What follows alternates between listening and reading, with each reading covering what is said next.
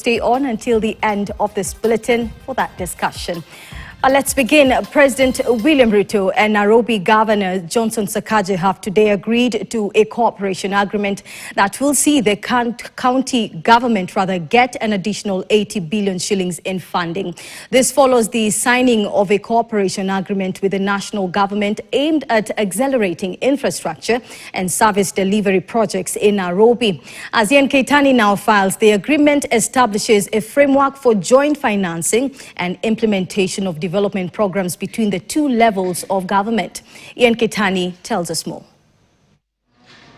Barely 1 week after refuting claims of a deal between his administration and the national government in the offing, Nairobi Governor Johnson Sakaja, today, all smiles and dropped up in a seat, was at State House Nairobi to pen a deal that would see him get the much needed help in undertaking his mandate as the county chief of Kenya's capital, Nairobi. We've had tea.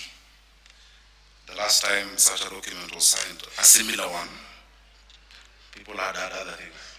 The deal, deemed a cooperating agreement, saw Prime Cabinet Secretary Musalia Mudavadi and Governor Sakaja sign a pact between the two levels of government, a deal that will see the county government get the much needed help in crucial areas, including road infrastructure, public works and utilities, solid waste management, upgrading of markets, public lighting, water and sanitation services.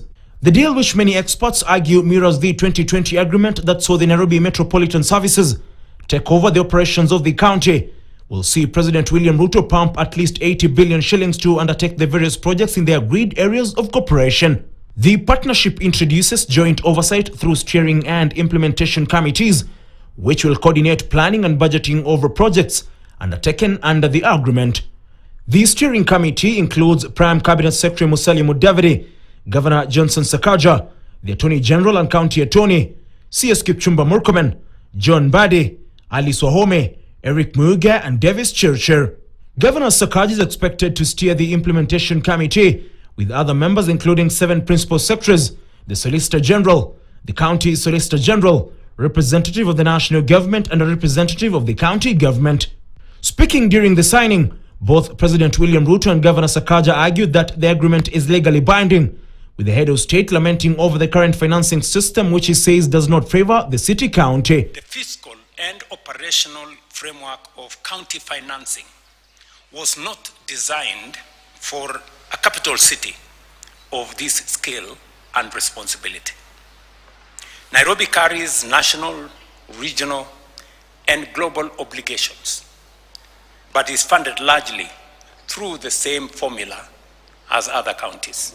Today's cooperation agreement is actually designed to close that gap fully and within the confines of the law. However, in what looked like a jab thrown at Governor Johnson Sakaja, President William Ruto was quick to admit the sorry state of affairs in the capital. Nairobi River is a sewer, right going through the city. We are the environmental capital of the world. How can we have filth and sewage in the Nairobi River? In addition to the cooperation agreement, President William Ruto hinted at the formation of a police unit that will take charge of affairs in the capital. I therefore direct the Cabinet Secretary for Interior to prepare and present within 60 days a framework for a dedicated Nairobi Metropolitan Police Unit.